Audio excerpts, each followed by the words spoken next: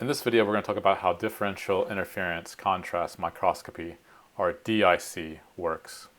So here are some cyanobacterial cells. These are photosynthetic bacteria. These are about 1 micron in diameter. They're being imaged by DIC. And the telltale way of telling the image is a DIC image is that they're brighter on one side and darker on the other. Looks similar to what a mountain would look like at sunrise, where light hits it on one side and it leaves a shadow on the other side. And we'll talk through today about how these images are formed by a DIC microscope. Now, phase contrast allows you to visualize the magnitude of the optical path length. So it works on the principle that it can basically detect these invisible differences in optical path length between the light which passes through the media and the light which passes through the media and the cells. DIC, on the other hand, allows you to visualize how the slope of the optical path length varies laterally across your sample. So here's a red blood cell, some of the ones we were looking at before with phase contrast. This one's been measured with DIC though. So you can see it's bright on this side here, and it's darker on this side and this side here. So if we look at a path along this cell and plot the optical path length on the cell, you can see that it's indeed thicker on this part here and this part here, while it's relatively thin in the middle. Now, what DIC measures as gradients are essentially the slope of this optical path length. So you can see on this side of the cell, which corresponds to this side of the image here, this has a positive slope. So what you visualize in DIC is going to be something positive or brighter. It's going to show up as a brighter region in this image, whereas in this region right here, which corresponds right there, this has a negative slope. And so that's going to show up on a DIC image as a dark region, and so on and so forth. So essentially what you're imaging is the derivative of this optical path length, and that's shown here on the right-hand side. Now, to understand how a DIC microscope works, we have to understand a little bit about the prisms that are used in the DIC microscope. So they're based on material like quartz or calcite, which are bifringent materials. And bifringent means that the index of refraction changes depending on the direction which light propagates through them and its direction of polarization.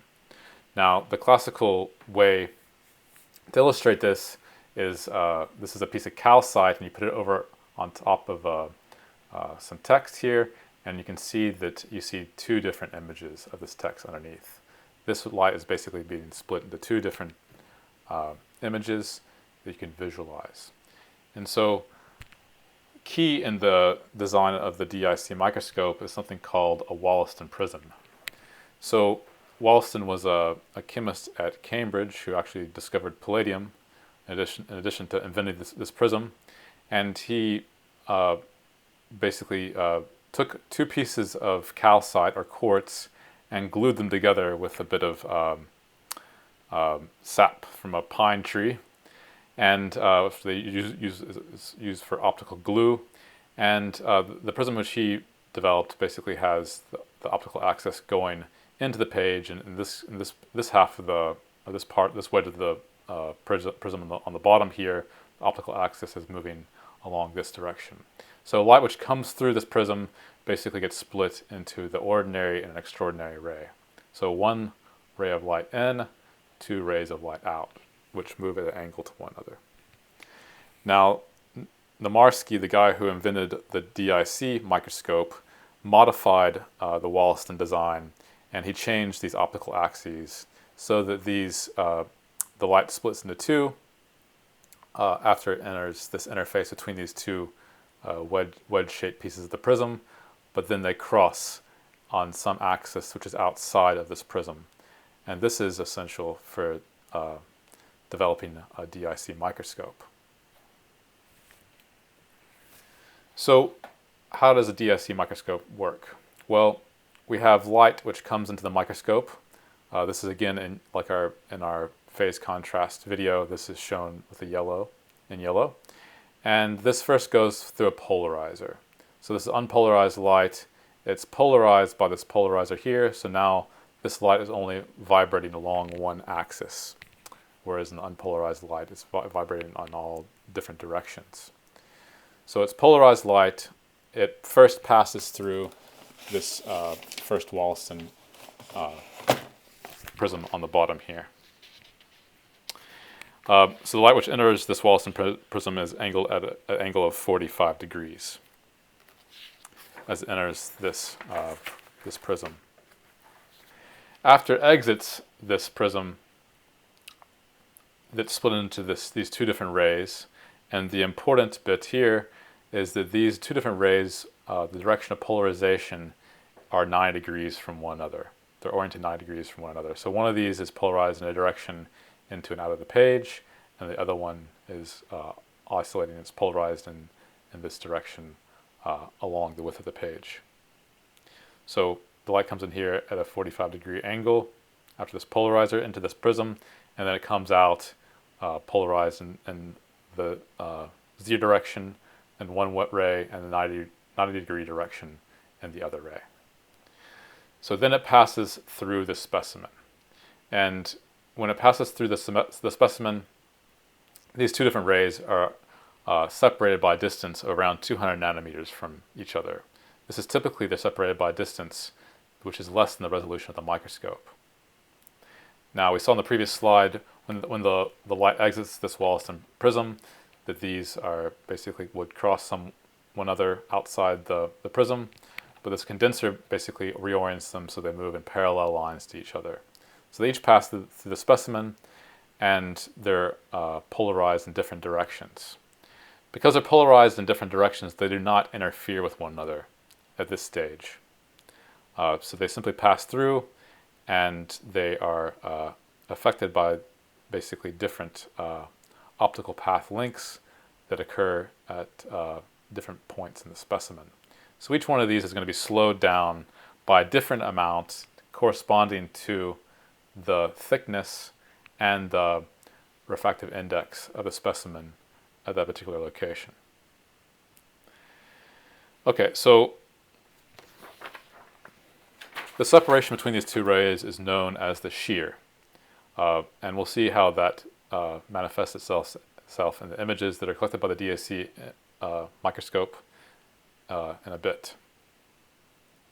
If you were to look at each one of these rays on their own, so the light produced by each one of these rays, it would simply look like a bright field image, except one would be shifted slightly from the other. It would be shifted by 200 nanometers from the other image.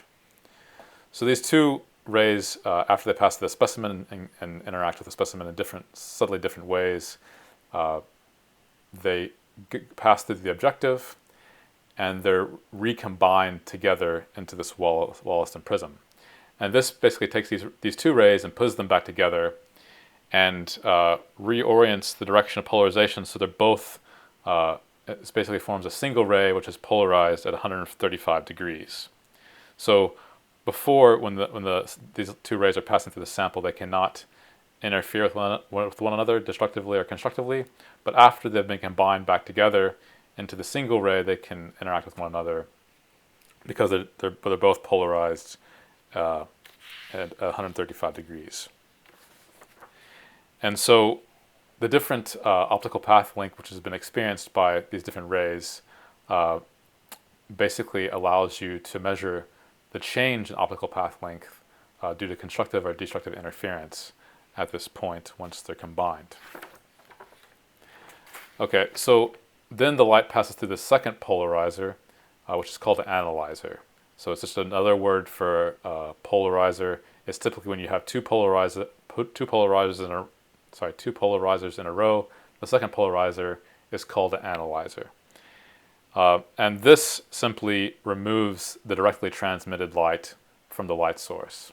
So these are two cross polarizers, and like our in the first video in this